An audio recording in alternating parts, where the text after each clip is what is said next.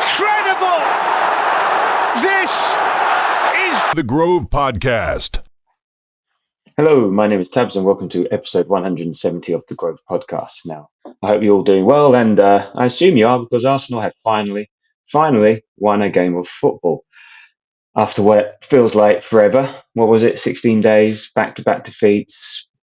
We go away to Sporting Club de Portugal, or Sporting as I'm going to call from now on, in the Champions League quarter-final, first leg, and we come away with that oh-so-familiar scoreline, 1-0 to the Arsenal. And look, not going to put lipstick on a pig. It wasn't pretty, but honestly, at this point, who cares? We will absolutely take it.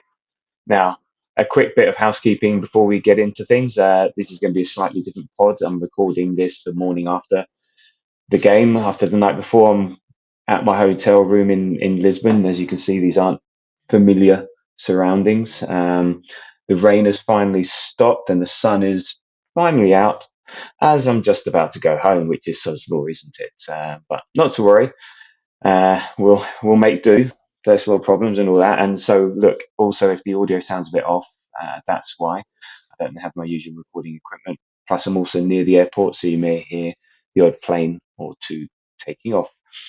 One other thing you'll notice is that I'm flying solo today due to timing and availability. So others have not been able to make it. So you're stuck with me, I'm afraid. But hopefully, it will do. And as a result, it will be a slightly shorter one. Well, hopefully a lot shorter.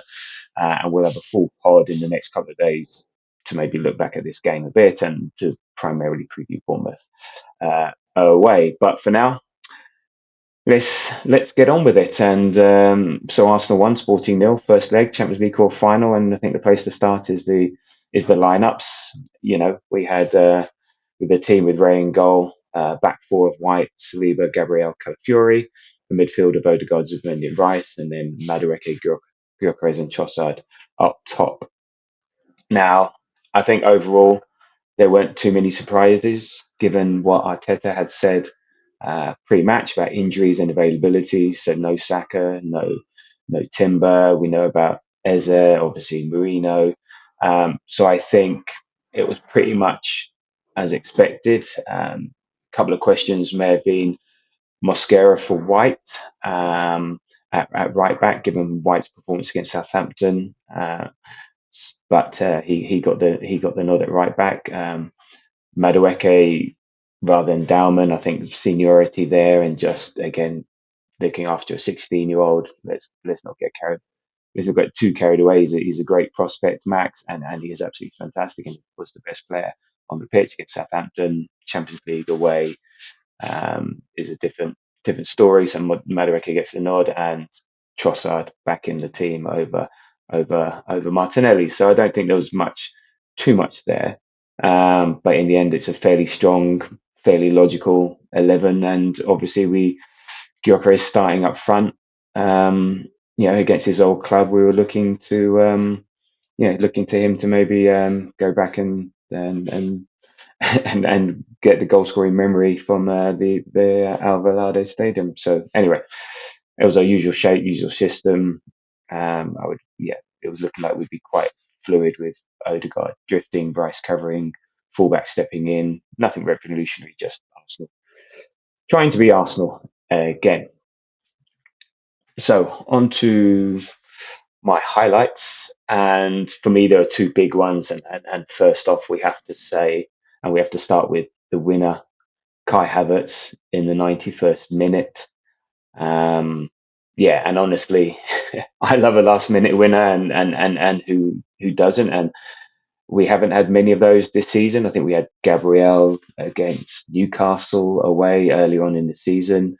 Havertz with the goal against Chelsea in the Carabao Cup semi-final to put us through to Wembley. So it was joyous. It was glorious. The fans went absolutely crazy. You could see even the players celebrated hard. So look, and looking back at it, I don't think we realised. Well, I didn't realise at the time at the stadium that first touch was just absolutely perfect. Just kills the ball dead and slows everything down, and then the composure just to slot it into the corner. So in the stands, I think we were saying, just boot it, just score, and just hit it. But he was really calm, took that little extra moment, which he does sometimes for good, sometimes for bad, and slapped it away. And and obviously it was great to see the direct play from Martinelli. The fact he came on, came inside, and spotted the run or the pass invited the run, and it was just a very good, very well worked, actually beautiful goal to watch. And it felt it was more than just the goal itself. I think it felt very big, as a goal. After the run we've been on, the last couple of results, I think the players and the fans needed something to celebrate, and as I said, you could see that in the reaction from everyone. So yeah, it was really good. And the question is, how big could that moment be now? Like, I think we would have taken a 0-0. Not the worst result, not the best, but not the worst result. But it's potentially something that kickstarts our season, kickstarts something. Well, not kickstarts our season, but kickstarts something for the rest of the season, for the run-in. So gives us belief again, pushes us to a strong finish to the season. So every season has its turning points. There's been a few this season. There's been a few moments we say, "Oh, is this it? Is this it?" And this might just be the one. So let's see how that pans out. But I think it was something that was very much needed by everyone, and we fully embraced it. Well, some fully embraced it, and we'll get onto that later. But there we go. And the second highlight, and this is maybe a bit you know post hoc or having looked back on it, is I thought Raya, in the stadium, you noticed the difference, but not until I looked at the highlights and watched bits of the game again, it made you notice that. I thought, yeah, Raya was absolutely brilliant, and you can see just what a difference he makes to having him in the team, having him in goal. And again, this is more of a pro Raya and what he offers comment rather than an anti-Kepa comment. And yeah, it was one of those performances where actually watching it live, you don't fully appreciate just how good his saves were.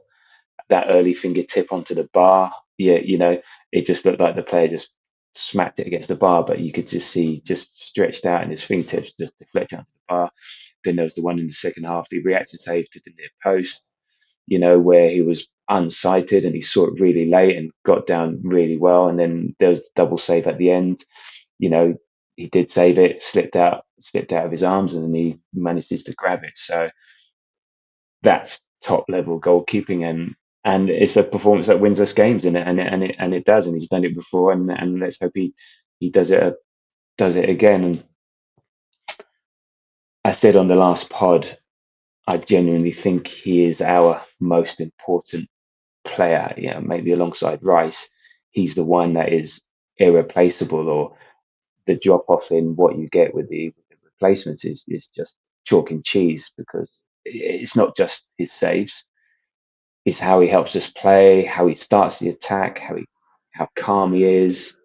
It's on nights like this that just underline that.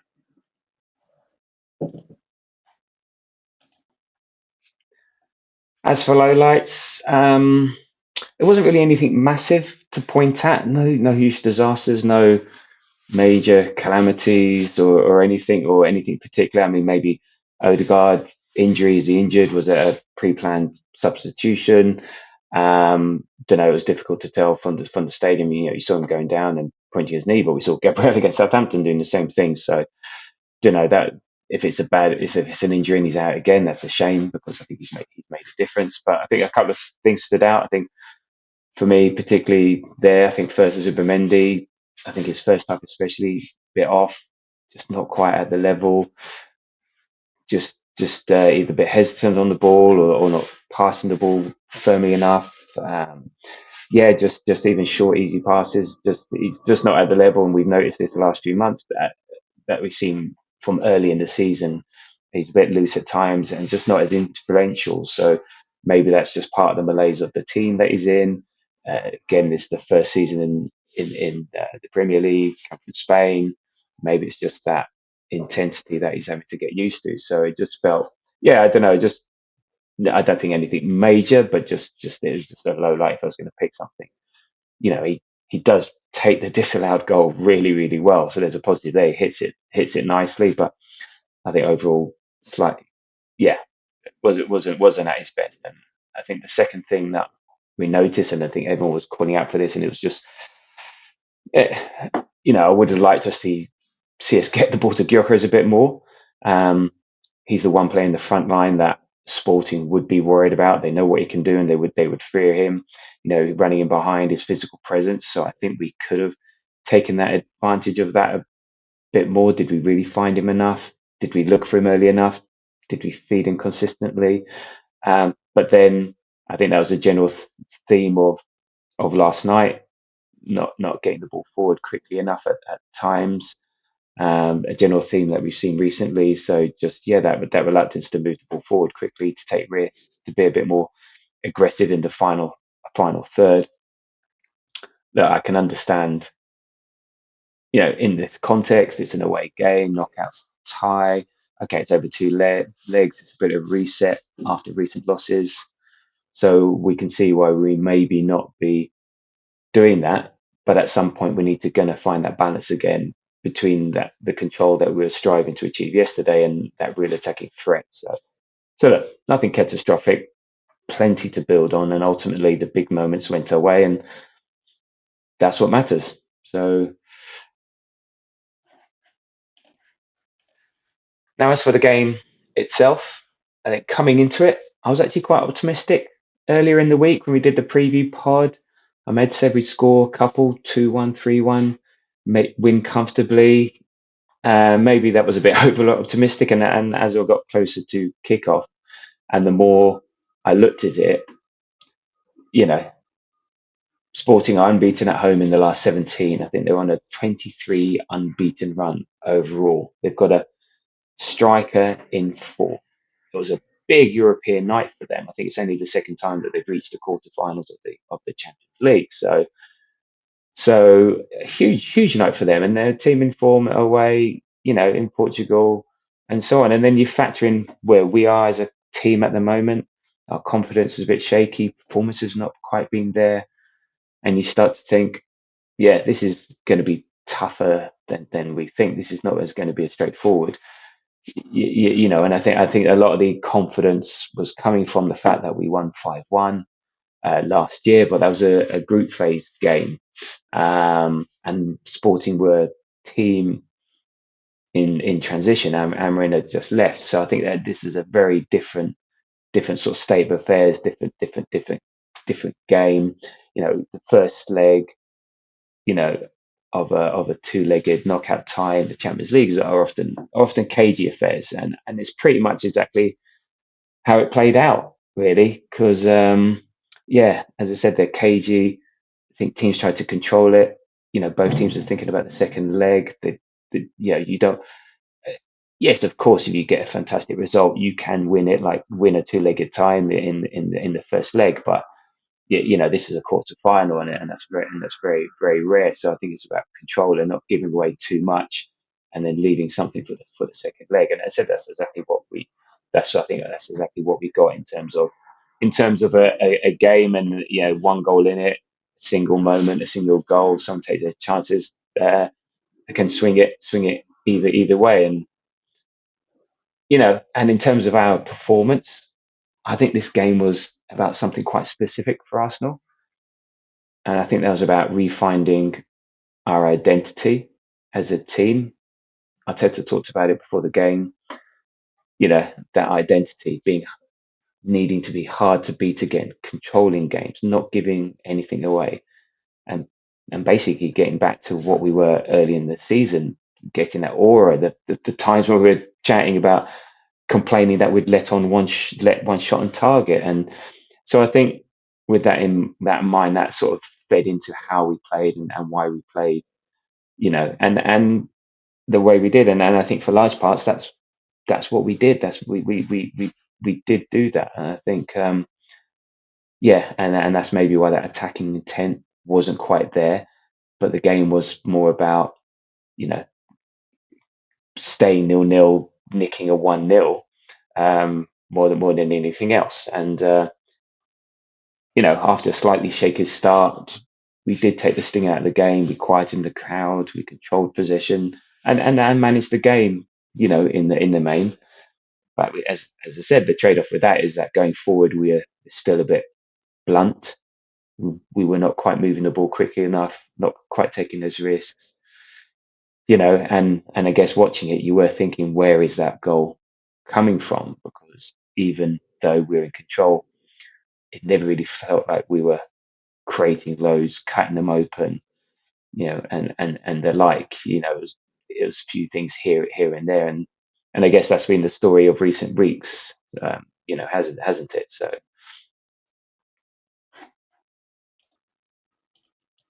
the thing is, with that, and I saw a bit of chat in our WhatsApp group and elsewhere. It's a 1-0 win, and as I said, we finally win a game. Okay, tongue in cheek. It's been 2 games, 16 days. International break in between, but I see people not fully enjoying it. I mean, at the stadium we did, but I've seen people frustrated with the performance, and I can understand that. But I get it. I do, but I think at the same time, context really matters. I said we're away from home against a team in form, Champions League quarter final, and we've won. And no, not only that, we take a lead back to North London, and that is huge because a draw wouldn't. Let's be honest, a draw wouldn't have been the worst result here, but a win, that's a massive advantage. And again, it just lifts that spirit. It gives us that confidence, and it's just about not about next week. It's about other games. So we should now be firm favourites to go through. We're not counting any chickens. And then we're talking about back-to-back Champions League semi-finals, which this club has never done before. So creating history. So yeah, I'm going to enjoy that. Maybe the performance wasn't perfect. There's clearly work still to be done, especially going forward. And we will need to step up against Bournemouth because we need to be more aggressive, be more attacking. That's a game we have to win. But for now, let's enjoy the moment. Let's enjoy a last minute away in a quarter final, and I think we will take that all day. And if 1-0 to the Arsenal becomes the theme for the rest of the season, then I'm absolutely fine with that. Okay, so uh, as for the game itself and how it actually played out, how it panned out, look, in terms of statistics, in terms of the stats, yeah, look, we did have more possession, 56% to their 44. XG was very even, 0.84 to Sporting, 0.78 to us. They had 11 shots, we had 7. They had 5 on target to our 4. They had 2 big chances to our 1. They missed both of theirs. Our passing accuracy was better, 467 passes, 92%. Theirs was a bit off with 346 and 85%. So, I think a fairly even game if you look at it in terms of the stats. And I think this is one of those nights where the flow of the game tells you a bit more than just the scoreline. And as I said, it actually started quite brightly for Sporting. As I said, it was a big night for them, and they came flying out the blocks, properly aggressive on the front foot. The crowd was up, the tempo was high, and within the first 10 minutes, they've hit the bar. Had a free kick on the edge of the box. They're targeting our right hand side, and and you're thinking, oh Christ, geez, yeah, this could be a long night if we don't settle quickly, and we just needed to ride it out. And we weren't quite in the rhythm yet. We were quite reactive, just trying to find our feet. So again, it's that let's ride this out. Let's not give anything away. So the Raya save helps with that. And but then you could see around the 10-15 minute mark, things started to shift. They started to take a bit of control. Our pressing improves, Sporting gets pushed back, and our possession starts to climb, and suddenly the game is being played a lot more on our terms. And again, our right hand side starts to sort of improve and starts to fire. I think Madueke in particular was really lively, looked a threat, looking to take his man on all the time. Either that or drawing fouls and just giving us territory and just, I think, constantly causing problems. And and there we go. And even from set pieces, he was taking his corners. I think he hit the crossbar from a corner. And so look, okay, we're maybe close to making a breakthrough, but it doesn't quite come.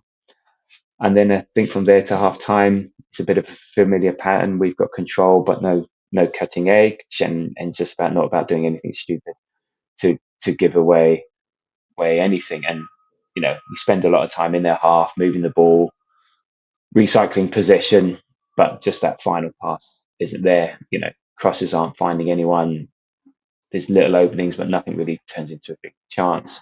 Odegaard has a shot saved, but nothing clear cut. And during this time, Sporting are still in it. They've always got that threat, balls in behind, direct passes from the back.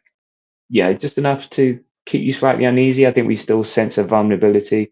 I think we've seen over the City game and the Southampton game how we have been vulnerable to long balls, direct play. So we always had that in mind. So okay, get to half time and you're thinking 0-0, that's fine, we're in control.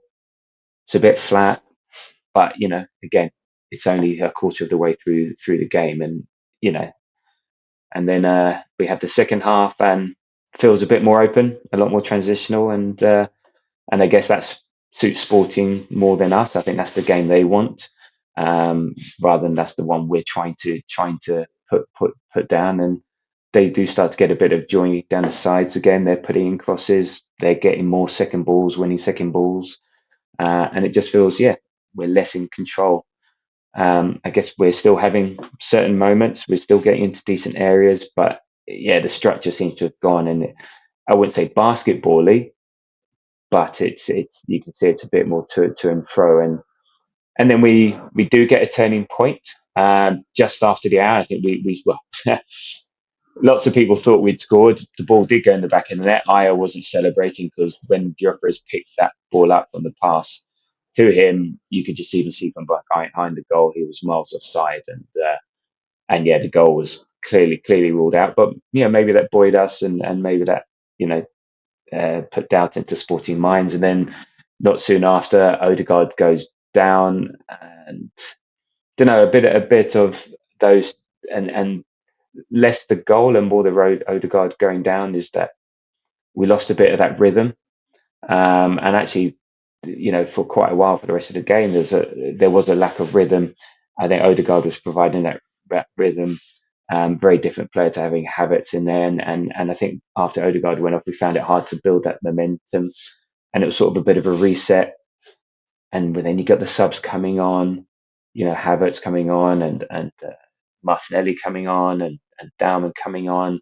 It's sort of a new game, and the biggest thing is that we lost a bit of control in midfield. We were less cohesive. It was more broken up, and the game just started to drift a little, and it was maybe just going to be one of those moments, and it could be a moment for Sporting, a moment for us, and then in the last 10-15 minutes, it gets a bit stretched. Both teams are having moments, and Raya steps up, with a good double save, there's a moments where Sporting are breaking 3-on-3, and again, if they score one of these goals, it's a very different conversation that we're going to have. But we survive it, and that's football at 0-0. You're open to that variance, and I think that's where the crowd, we were a bit nervous. You're open to that vulnerability, and then right at the end, our quality shows. And Martinelli picks it up, drives inside, and it's the first time we've done that for a while, and just goes and attacks the space, commits players, takes responsibility, creates the opening, clips it to Havertz, and it's just, as I said at the beginning of my highlight, it's just top level stuff. That first touch perfect, second touch into the corner, so calm, so composed. Thank God it's not me doing that. I'll be panicking like mad, but and that should be the game done, and it is the game done. Sporting did have a little bit of pressure, but we see it out. So, are we walking away thinking, did that feel completely convincing? No. But also, does it matter? Not really. As I said, the overall story is pretty simple. We had control for long spells, didn't fully capitalise, got a bit messy, got a bit structured, game drifted, but a moment of quality, which we do have, wins it. And that's just that's often all you need. So as I said, we will take that all day long. Yeah, and I for one am very pleased with that. And now we can look ahead to Bournemouth with a little bit of a skip in our step. And yeah, so that's that on the game. And look, we're going to just go through your 3 word reviews, which yeah, I like, and it just gets a bit of a sense of how everyone's feeling in the immediate aftermath of the game, just sort of the people's very brief, instant reactions, and apologies if I mispronounce your handles, and yes, so we've got a few of those. But before we get to those, just a quick favour as always, and look, if you're enjoying the podcast, nice little favor from you if you could do a 5-star rating, subscribe to on the podcast apps on Apple and Spotify. We have our YouTube channel, wherever you listen, wherever you watch, at the Grove AFC. It really does help. We notice the numbers. It helps with the algorithms. It helps get into the ears of other people. So it's really nice if you can do that. So subscribe, a like, and ratings really help. So, and thank you if you've really done that. We do notice them going up and down, and yeah, so, and that's the way of the world, and yeah, really appreciate it. Okay, so on to your 3 word reviews, and we start off with Blue Sky, Ask Canon Picks from the Grove podcast. Ian, individual quality finally, indeed it was. Die Mike Shaft, we play slow, and yeah, we do at times, but I think the context was there, and Mr. C, the Gooner, steadied the ship. And I think yesterday was a lot about that identity, about steadying the ship, about building for the rest of the season. Okay, so thank you on Blue Sky. Right, on to threads. Bogsy_71, Raya Sunshine. I think we've seen that one a few times this year. Astrid Felicia Lim, Cool King Kai. He was definitely ice cold there. Outside the Aviary, better, not great. Yeah, I'll take that one. And North Bank Pod, and yes, Steph from the North Bank. Shout out to Steph from the North Bank Pod.